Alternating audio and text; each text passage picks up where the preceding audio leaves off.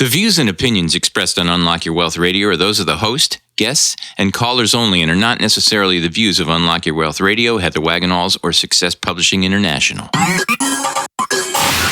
Worried about retirement?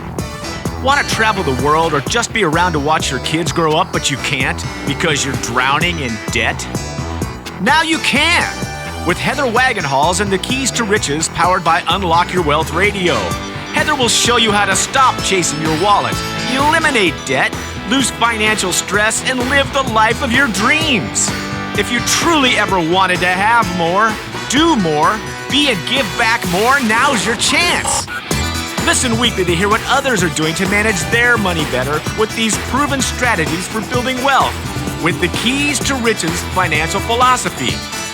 Now, here's your host, Heather Wagenhals. Gotta have that motivation. The Keys to Riches, powered by Unlock Your Wealth Radio, is sponsored in part by Audible.com. Get a free audiobook download at heathersfreeaudiobook.com and click on the link to over 150,000 titles to choose from for your iPhone, Android, Kindle, or MP3 player. Welcome, everyone. Thanks for stopping by. We're so glad to have you. I'm Heather Wagenhals, flanked by the maestro of Moolah, Michael Terry. Hey, folks, I'm pushing buttons here. There we go. Make it happen. There we go. That's better. Yay! And we will help you get your money mind right on today's show with the Keys to Riches financial philosophy, shall we? We shall. Outstanding. So today's key is... knowledge is powerful, Knowledge, close. Knowledge? Oh, shoot. Knowledge is power, not knowing is powerful. Ding, ding, ding, ding! Yay! And I didn't have to get my cheat sheet out. She would have fries. Hey, I've got a Dove chocolate for you. Oh, wait a minute. They're yours. It's all right. They're really yours. We buy them for you. There you go. Yeah, thanks. My mouth says yes. My ass says no.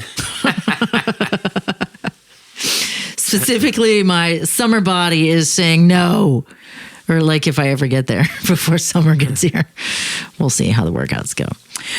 So today's key is knowledge is power, not knowing is powerful. So we're going to discuss the actual financial philosophy, or I should say the strategy we take to accomplish the financial independence that we are so desperately seeking, and using the financial philosophy of the keys in its entirety. But the actual financial plan is our 3-5 financial plan. And you're going to learn about that on today's episode. What 3-5 means and like what you need to be doing with the 3 and the 5. Okay. So that'll be fabulous. Good moolah word of the day. Ever played the Monopoly game? I have. Okay, so we're going to have a form of Monopoly on our moolah word. And so our money drama. So I want to take and talk about on our money drama more along the lines of our moneyism. And the moneyism is ignorance is bliss. Okay, I know all about that. Right. Because is it really? Well, it's a false sense of bliss. There you go. Okay, well, see, all right. See, you've graduated. Yeah, I did graduate. You've graduated from the Keys to Riches financial philosophy. I'm impressed. I was nervous up front when you didn't get the key right.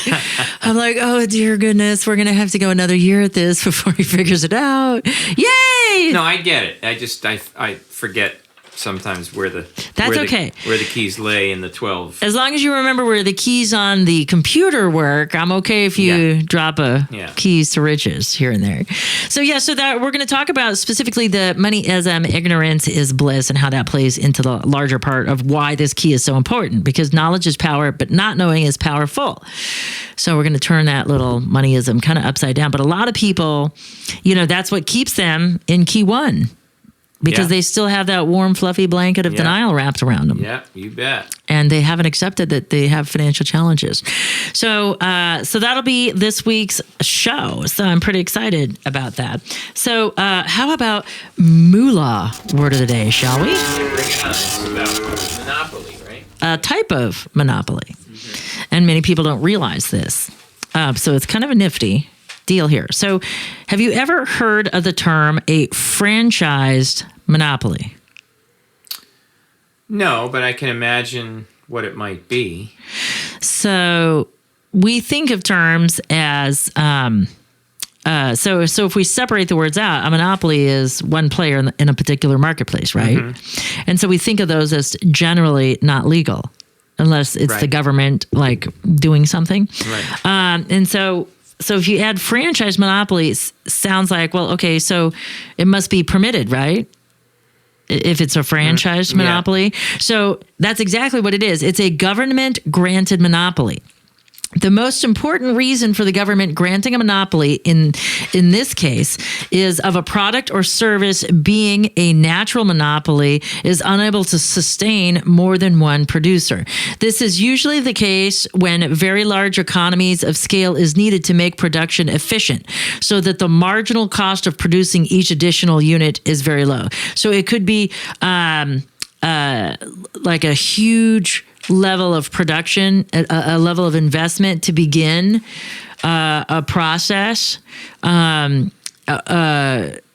production or a level of service that somebody needs to provide. So the initial investment is just astronomical. Mm-hmm. So it's probably not likely that there's going to be a lot of competition in the marketplace anyway, just because of that huge investment to get started, startup cost. Would you say that, a utility company would fall into this category? Like, I have a better example. Okay. So I have a better example, and so we're almost there. Gotcha. So it could be that the entire market demand would be fulfilled by a single efficient producer, making it unfeasible to have a second producer in the marketplace. Okay, so our natural instinct would be to tend to go to commodities. Mm-hmm. And that sort of stuff. So like electric or coal or some sort of something. But I'm going to give you an idea of a better or a more reachable monopoly for us as individuals. So a government may decide to simply give a producer a monopoly so that the producer is convinced of the fact that there is adequate market to achieve efficient scale. So what that means is that the government will endorse someone for a particular monopoly in a marketplace to give that particular producer the incentive to go forward, to know that they will eventually get their money back. The government may also choose to grant monopolies in special conditions, such as that they want to encourage specific kinds of innovations. And so here's the biggest and best explanation for a franchised monopoly. Are you ready for it? I'm ready. Patents. Think about it. When you get a product or a process patented, that gives you the exclusive right to do that. So nobody else can go and do the same thing that you do and compete against you. And likely, like think of, the car, for example. Okay. How much money does it cost to build a car? You already have to be rich to start a car company today, right? Sure. Absolutely. So if, so there's a tremendous risk and the reward may not be so obvious or tenable. So if we think about this, and you make a new and different car, and it's going to cost you a lot. Yeah, there are other cars, but you're the one that came up with the way to build your car differently. So they give you that patent so you can then move forward and make your car and know that you're going to have a marketplace, that you don't have to compete against other people making the same stuff because it's so astronomical to get started. So would Tesla be one of those things? Yeah, absolutely. Tesla would be a franchise monopoly. But there are other electric cars out there now, fully electric cars. But yeah, Tesla is kind of like, the way that they created their engine, they're the only ones that can make it. So that allows them, with that huge infrastructure upstart cost, allows them to recoup their investment and be able to compete. Now, over time, would somebody be able to, Yeah, patents have to be renewed, and then they expire and all of that stuff. Expires, and then somebody can pick it up and somebody could knock them off and stuff. But at that point, that should be enough lead time that person's established themselves in the marketplace. How about drugs? Like, when Pfizer comes up with a new drug, is that a patent monopoly or a it's a patent. Yeah, for sure. Yeah. So nobody can make that drug for 10 years. Right. Kind of thing. So when they get there. Similar example. Right. So it's important that we solve health issues. So that's their incentive, that all the money they spend up front in research, they're going to get back. They're going to have they're going to have the opportunity to get back because they'll have that marketplace locked up. So, and they make it back all right. Hopefully. Yeah. Hopefully they do. So that's our move lower. Cool. That's neat. Yeah. So franchise monopoly, I thought that was kind of interesting. So I don't know where that fits, like, in my grand scheme of things with free markets. I'm like, well, how does that work? Yeah. Like, I don't know where I fall in the category of that. I would enjoy government protection in that sense. Yeah. You know what I mean? So, Yeah. but that's outside of the scope of a limited government in a little bit, because it's interfering with the markets. But Yeah. what do I know? Yeah. I'm just trying to figure this out like everybody else. Yeah, exactly. So how about let's talk about some keys to riches, shall we? Let's do it. Okay. So for those of you who are joining us for the first time, thank you so much for stopping by. Welcome to the Keys to Riches. The Keys to Riches is a financial philosophy that teaches you how to think like the rich and be in control of your own money. It also gives you specific techniques to create or fix your credit, eliminate debt, save and invest, all while transforming your current financial habits into healthy money management skills. And we do this one key at a time, 1 week at a time here at the Keys to Riches Radio, powered by Unlock Your Wealth Radio. And this is a really great key because this lays out the other keys. There are some specific keys that give us direction. There are some keys that explain or help us support our success with other keys. And then there are keys that just are the map. Okay. And so if we were to talk about the map, and what we need to know about money, because part of why we stay in denial and we never even get past key 1, which is acceptance and affirmation, is that we're afraid of the unknown.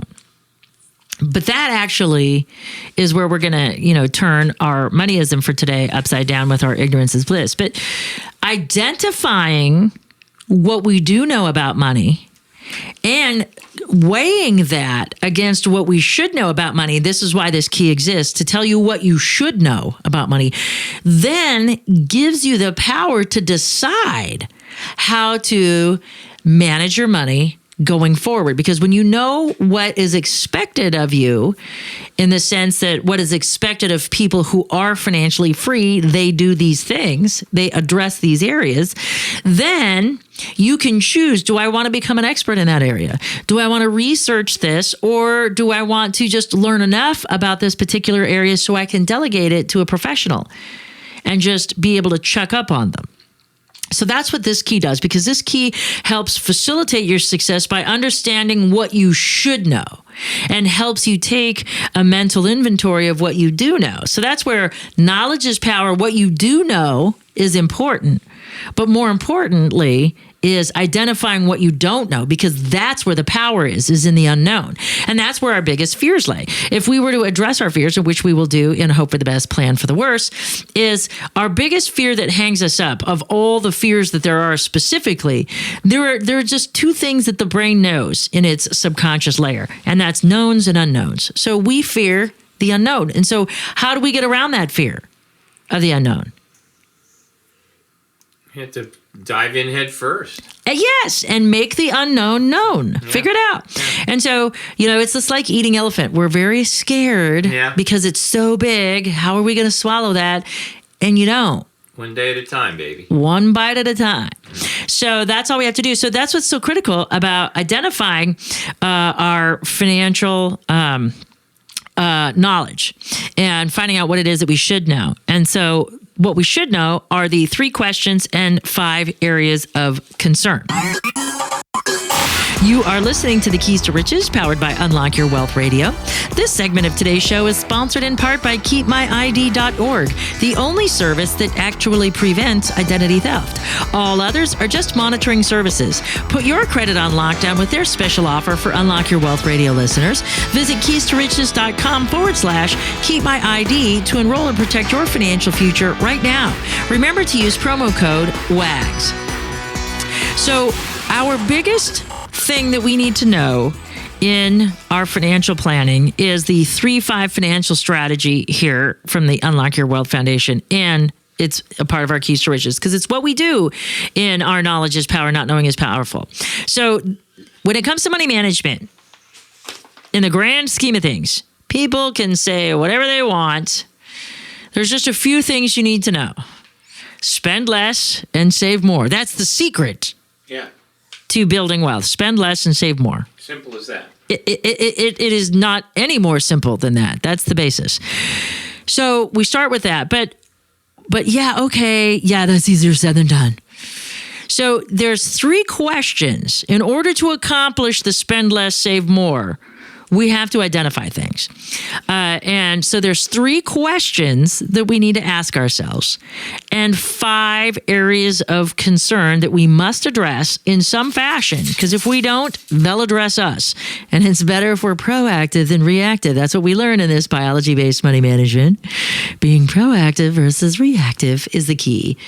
So how do we do that? Well, let's start with, that is the 3-5 financial strategy. 3 questions, 5 areas of concern. Light it up, make it happen.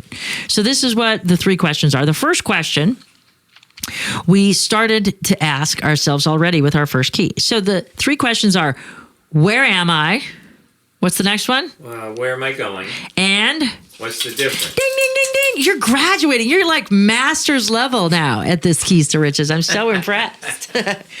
So there's 3 questions that we need to ask ourselves. Where am I? Where am I going? And what's the difference? Because not knowing one of these 3 makes it awfully difficult to spend less and save more. Because if we don't know what's coming in, if we don't know what's going out, how do we know if we've actually achieved spending less and saving more? Right. So that's how the 3 questions address or facilitate the spend less, save more part of money management. The 5 areas of concern that we need to address is what every millionaire has addressed, okay? So I've done research for the past, since I was, in my teens, because I knew I wanted to be rich. I'm like, well, what do rich people do? And it always boils down to their ability to address these 5 areas of concern. So let's talk about what they are. So first is income and expenses. Okay. So this is part of our 3 questions. So we have to know what's coming in and we have to know what's going out. Bottom line, it's got to start there. The next question, or the next area of concern, is protections, because we're not rich yet, potentially, depends on where you are, or rich enough, depending on where you are. You might be doing well, but still have room to evolve and do better. Maybe you're on the path already, but you're not 100% there yet. And that's where the protections area of concern comes into play. I'm already talking about the remember real estate key and create credit as I'm thinking layers of risk. So 5 areas of concern. Get your head in this show, Heather. So protections are very important, because what insurance does, like a lot of people say insurance is a ripoff and or it's too expensive or whatever. And I'd rather have my widescreen TV and make payments on it than pay for health insurance. Right. And avert a potential health catastrophe. So because, our priority and that's how it is. So it's not unrealistic to think that wanting a TV is more important than insurance. And because biologically, that's what we're driven toward. So it's okay that that's what you want. But making that happen is a whole nother story, because it's the antithesis of building wealth. So protections are important because insurance isn't about protecting loss like people think it is. It's about insuring for success. And when you buy insurance, okay, you're not spending money that's lost. And a lot of people think of it in those terms. You are investing to protect your millionaire status. Mm-hmm. Because if you were not rich and incur a significant loss, let's say you get into a car accident and heaven forbid you seriously injure or kill someone, there's going to be a lot of people knocking at your door for compensation. Yeah. Tons of people. And it would be nice if you were a millionaire, because you'd be able to afford to pay all those people. But if you were only on your way to being a millionaire and not a millionaire yet, that could be a problem. And without insurance to cover that loss, It could maybe financially have repercussions for the rest of your life, where you are buried in a debt that you will never see the light of day and can't get rid of. If you get legal judgments against you for big chunks of money, because those things, they survive bankruptcy. You can't bankruptcy those things away. So in the event of that scenario, insurance kind of comes in handy. So it's like, if you think about it, buying insurance is an investment in your future success, because what it does is it allows you to rent the deep pockets of millionaire status without having to be a millionaire yet. And that's the perspective that most people don't take when it comes to insurance. They think of it as a ripoff, something they have to do until you need it. Until you make a claim. On the flip side of that, people buy unneeded insurance, like when you buy your stupid phone and for $3 a month you can buy the insurance. Boy, and you always got the salesperson with the testimonial, boy, that sure helped me when I dropped my phone in water. You're like, yeah, put your iPhone in a bag of rice for 6 days and you're fine. Yeah. So that can be kind of, an issue. So protections is the second area of concern we must address. Then we need to start thinking in terms of facilitating our wealth. So then we flip to asset accumulation. So that's the beginning. That's saving. All right. That's setting money aside. That's creating emergency fund. That's creating have fun funds. That's starting the process of a tiered savings plan, a triage type of thing for what you're going to need right now in the short term and the long term. So once we start accumulating enough assets that we can begin investing, we go from the asset accumulation area of concern to our asset multiplication area of concern. And this is how we make our money make money for us. So we turn all those dollars into little soldiers and send them off to battle to go win the war of creating financial freedom for ourselves. And so this can, you like my analogies? I like that a lot. Little money soldiers. I know. It's our own little army, and we're fighting for financial freedom. What better thing to fight for, right? Yeah. Our own personal financial freedom.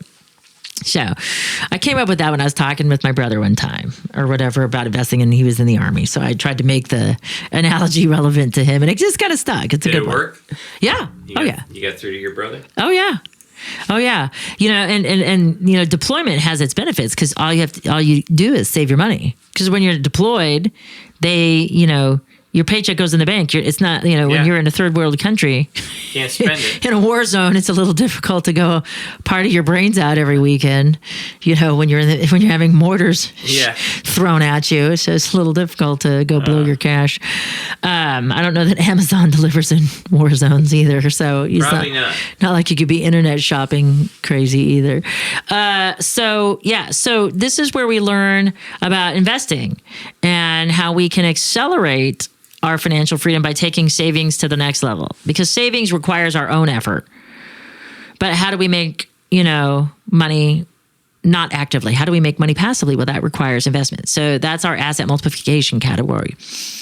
And the final area of concern that we need to address is, once we've made all that money, how do we preserve it? And so asset preservation is our final area of concern.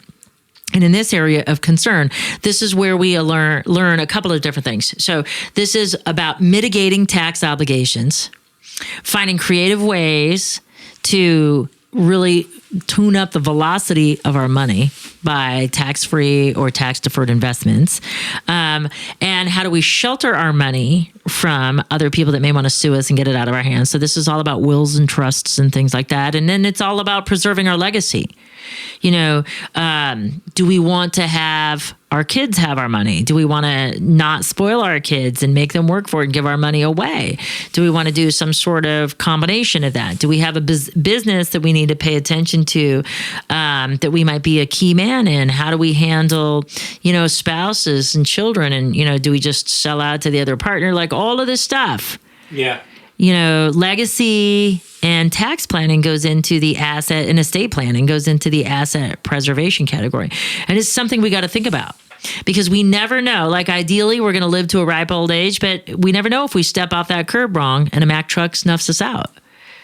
And people think, they're like, wow, that's like pretty dramatic the way you say that, but it's what happens. Mm-hmm. You know, it's what happens. And it's unfortunate when it happens. You know, I had a pregnant girlfriend step off the curb and a city bus hit her. She lost her baby. Wow. Yeah, happens. Sad. It happens. So yeah, kind of unfortunate. So I shouldn't say girlfriend. She was an acquaintance. But anyway, you know, so crazy things happen. You just never know. So it could have been her. You know, and then the baby survived. Then what's the husband going to do? You know what I mean? So you got to make these considerations. But the most important thing is you don't have to become an expert at all of these areas. Okay. So when it comes to income and expenses, if you're not good at balancing a checkbook, get an accountant and delegate it. Yeah. You know, you don't have to get a full CPA. Start with a bookkeeper, because they're cheaper than CPAs. And that, especially if you're a small business person or an entrepreneur, that's something that you got to start thinking about, because it's really critical that we address these things. And, you know, so this plays into our money drama, if you will, by not addressing these things. You know, we tend to path of least resistance biologically. We go towards pleasure and away from pain. And the thought of dealing with something unknown is painful because we don't know that it's not painful. But if it's anything like school or having to learn something, we're going to think it's painful. Right. So the flip side of the coin is, fortunately, because you're listening to this show and you just went through the 3 questions of 5 areas of concern, once you learn something, you can't unlearn it. So at least now you're aware of what you need to know. Now it's up to you to choose what you do with that information. Ignorance is not bliss, because what we ignore expands. Just think about that collection company that's been calling you for a while, and you just keep relegating their phone call to voicemail. You're like, oh, it's an 800 number. I know it's that collection company. I don't want to talk to them.